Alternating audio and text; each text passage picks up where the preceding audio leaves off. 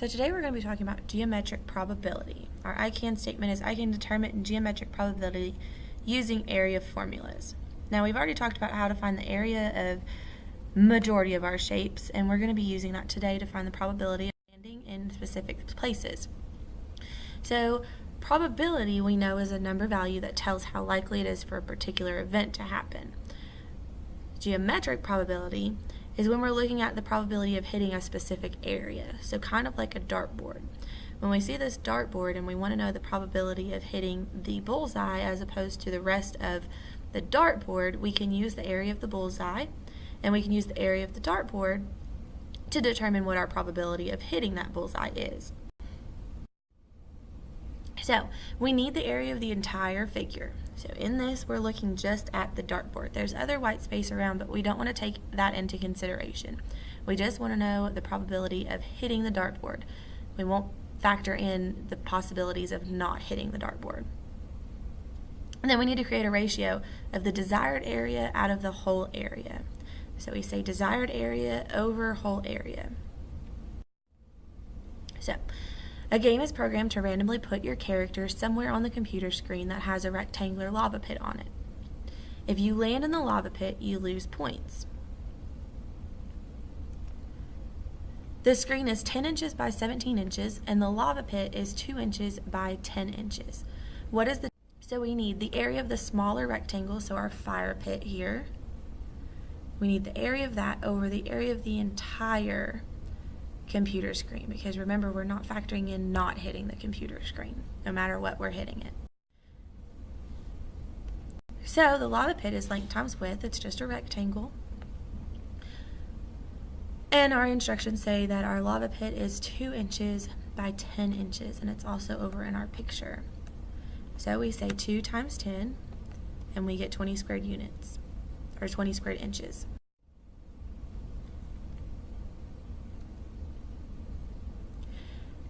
That we need the area of the larger rectangle, or the entire computer screen, and once again that's length times width, and our question says it's 17 by 10 inches.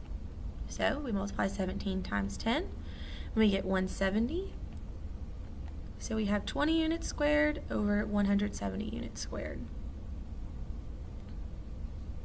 If we simplify that, we get 0.1176, or we can turn that into a percent by multiplying it by 100, moving that decimal place twice, and we get 11.76% chance of landing in that lava pit as opposed to landing on the outside of the lava pit.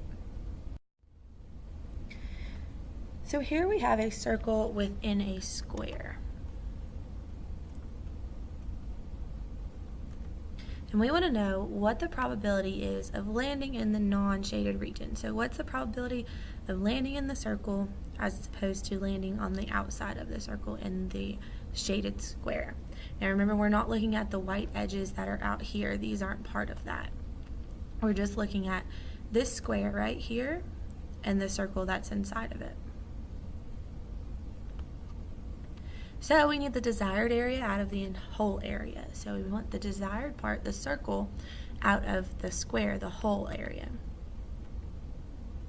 Well, we know that the formula for a circle is pi r squared to find the area of it, and a length times width to find the area of a square. Now it's important to remember here that the radius of a circle, or the diameter of a circle even, is from one end of the circle, so any point on the circle, through the center point and to the other side. So right in here, this is also 10 because our circle touches both sides of this square. So if we want to find the radius is from the center to any point on the circle. So our radius here would be 5. So we can say pi times 5 squared, and that's our area of our circle. And that's over length times width.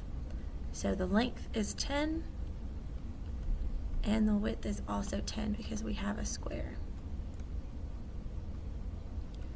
So what we get is 25 pi on the top. We take that square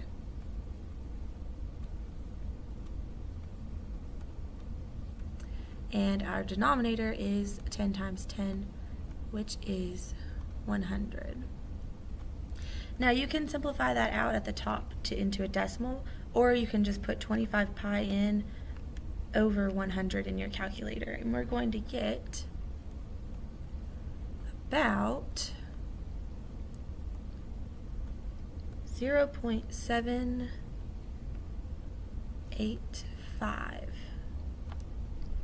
So if we want to change that into a percentage, we can multiply it by 100 or just slide our decimal place over 2 spaces, and we have about 78.5% chance